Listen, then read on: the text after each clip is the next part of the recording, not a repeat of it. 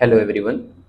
आज की वीडियो में हम सीखेंगे कि बैलेंस शीट क्या होती है और उसे कैसे बनाया जाता है। तो आप देखेंगे कि जो फॉर्मेट है ये बैलेंस शीट का फॉर्मेट है। इस तरह से बनती है बैलेंस शीट एज ऑन, जो भी डेट है, जैसे कि फाइनेंशियल ईयर के एंड में बनती है तो 31 मार्च 2026 इस तरह से यहाँ पे आ जाएगा। ये जो कॉलम है आप देखेंगे, ये लेफ्ट साइड वाला ये लाइबिलिटीज का कॉलम है और राइट साइड वाला असेट का कॉलम है। लाइबिलिटी क्या होती है? लाइबिलिटी जो होती है कंपनी की फाइनेंशियल ऑब्लिगेशन होती है। असेट्स वो होते हैं जो उसके रिसोर्सेज हैं जिनसे कि उसको फ्यूचर में इकोनॉमिक बेनिफिट होने वाला है।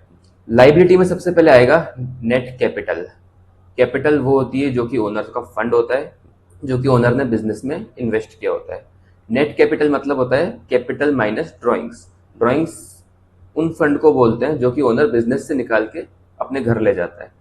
तो नेट कैपिटल का जो फॉर्मूला होगा वो कैपिटल माइनस ड्रॉइंग्स होगा, वो यहाँ पे आ जाएगा। कैपिटल को हम लाइबिलिटी साइड इसलिए लिखते हैं क्योंकि ओनर ने बिजनेस में पैसा लगाया है, तो अब बिजनेस की रिस्पॉन्सिबिलिटी है, उसकी ऑब्लिगेशन है कि वो उसको पैसा वापस रिफंड करे जब भी वो मांगे। आई होप आपको ये क्लियर हुआ होगा कि कैपिटल को हम लाइबिलिटी की साइड क्यों लिखते हैं। Now reserves and surplus. Reserve and surplus ऐसा पैसा होता है जो कि बिजनेस अपने किसी फ्यूचर प्लान के लिए अलग जमा करके रिजर्व करके रखता है।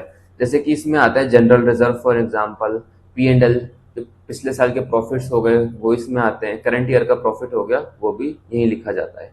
ये सारे के सारे क्या होते हैं? रिजर्व्स का पार्ट होते हैं। Then non current liabilities. Non current liabilities ऐसी लाइबिलिटीज होती हैं बिजनेस की जो कि बिजनेस को 1 साल के बाद चुकानी होती है। जैसे कि मान लो कि बिजनेस ने कोई लोन लिया है बैंक से, जो कि जो लोन यूजुअली होता है 5 साल, 10 साल, 20 साल तक का भी होता है, तो क्या 1 साल से आगे चुकाना है, ऐसे विदिन 1 ईयर उसको नहीं चुकाना। तो ऐसी लाइबिलिटीज जो 1 साल के बाद चुकाई जाएगी वो नॉन करंट लाइबिलिटीज में आती है। फिर आती है करंट लाइबिलिटीज। करंट लाइबिलिटीज ऐसी लाइबिलिटीज होती हैं जो कि उसे विद इन 1 ईयर के जो पीरियड होता है उसमें चुकानी होती है। For an example sundry creditor, जिनसे आपने उधार में माल परचेज किया वो कहलाते हैं सन्ड्री क्रेडिटर। उन्हें उनका पेमेंट हम यूजुअली 30 दिन, 45 दिन, 60 दिन, 90 दिन में कर ही देते हैं। देन शॉर्ट टर्म प्रोविजंस और लोन्स। जो शॉर्ट टर्म प्रोविजंस और लोन्स होते हैं वो भी हम करंट लाइबिलिटीज में गिनते हैं। Now it's time for assets. Assets में सबसे पहले आता है fix assets.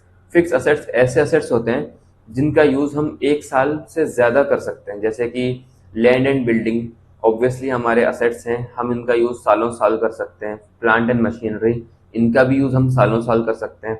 Furniture and fixtures, furniture fixtures में जैसे कि टेबल, चेयर, AC, फैन, ये सारी चीजें आ जाती हैं।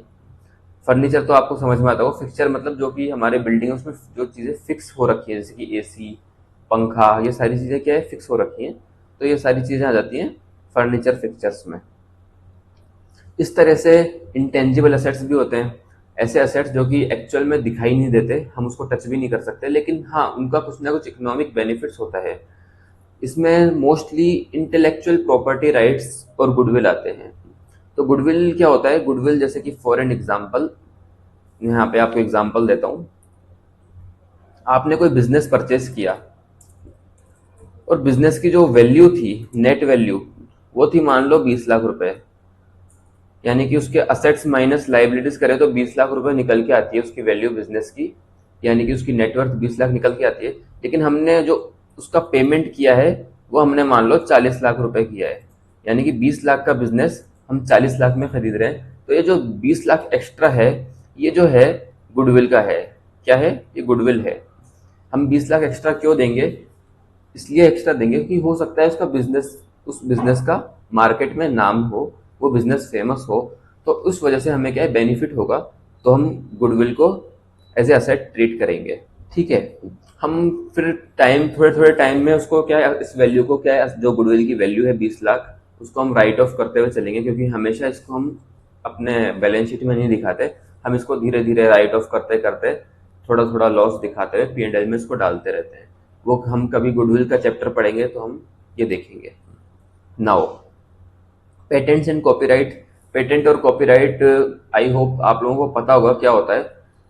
जैसे कि मान लो किसी ने कोई इन्वेंशन करी है, तो उसको उसका क्या है, पेटेंट मिल जाता है। तो पेटेंट मिल जाता है तो उसका जो प्रोडक्शन है सिर्फ वही कर सकता है, कोई दूसरा नहीं कर सकता।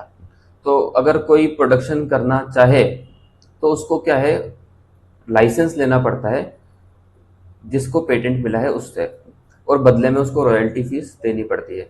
सो patent is also a asset जो कि आपको राइट देता है किसी पर्टिकुलर प्रोडक्ट को मैन्युफैक्चर करने का in a monopoly term. I hope आपको ये क्लियर हुआ होगा। Now we are going for current assets.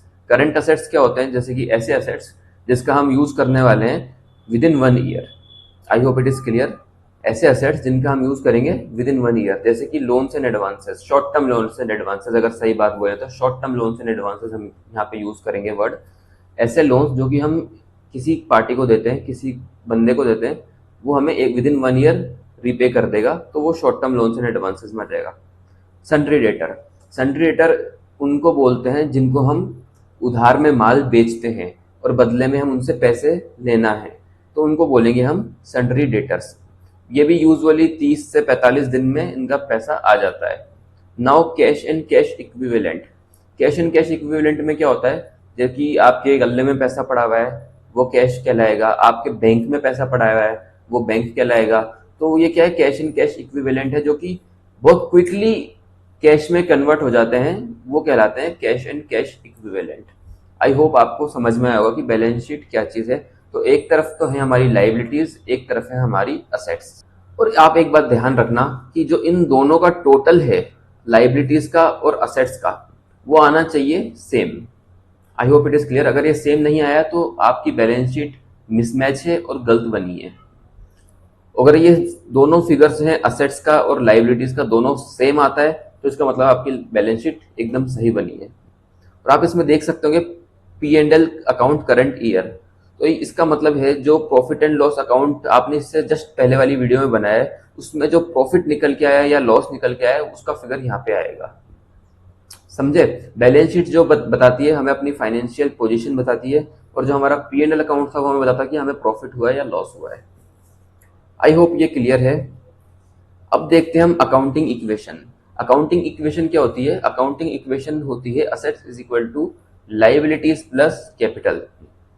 क्या, assets is equal to liabilities plus capital, यानी कि असेट्स जो हैं वो लाइबिलिटी और कैपिटल के टोटल के बराबर हैं। तो आप देख सकते हैं यहाँ पे जो असेट्स हैं वो लाइबिलिटी, यानी कि ये नॉन करंट लाइबिलिटीज और करंट लाइबिलिटीज, और कैपिटल यानी कि नेट कैपिटल और रिजर्व एंड सरप्लस। ये जो प्रॉफिट है वो भी किसका है, ओनर का ही हिस्से में आता है। तो ये कैपिटल और ये लाइबिलिटीज का सम के बराबर है। आई होप ये क्लियर है आपको। अब हम जो क्वेश्चन कर रहे थे, एग्जाम्पल कर रहे थे, छोटा सा एग्जाम्पल कर रहे थे, उसी को ले लेते हैं। कि हमने देखो ये ट्रायल बैलेंस बनाया था जिसमें जो ग्रीन वाले थे ये नॉमिनल अकाउंट्स थे और ये चले गए थे P&L में, और येलो वाले थे वो थे real account and personal account, ये जाएंगे हमारे बैलेंस शीट में।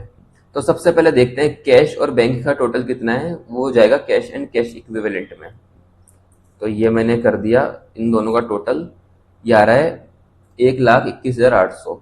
तो ये अमाउंट चल जाएगा कैश एंड कैश इक्विवेलेंट में।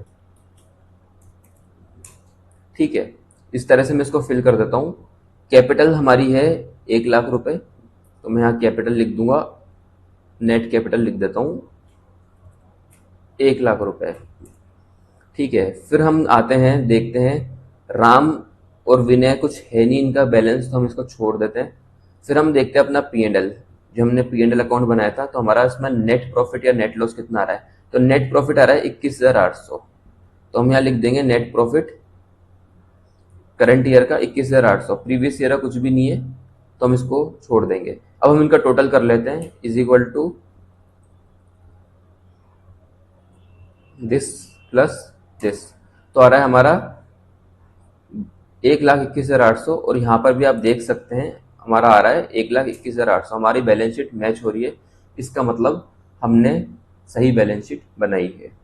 हम और भी एग्जाम्पल्स करेंगे और भी असाइनमेंट्स देखेंगे, तो फिलहाल समझाने के लिए मैंने छोटा सा एक एग्जाम्पल लिया था। आई होप आपको समझ में आया होगा कि बैलेंस शीट क्या है, कैसे बनती है, और हम फ्यूचर में एग्जाम्पल्स आने वाली वीडियोस में करेंगे। Thank you so much.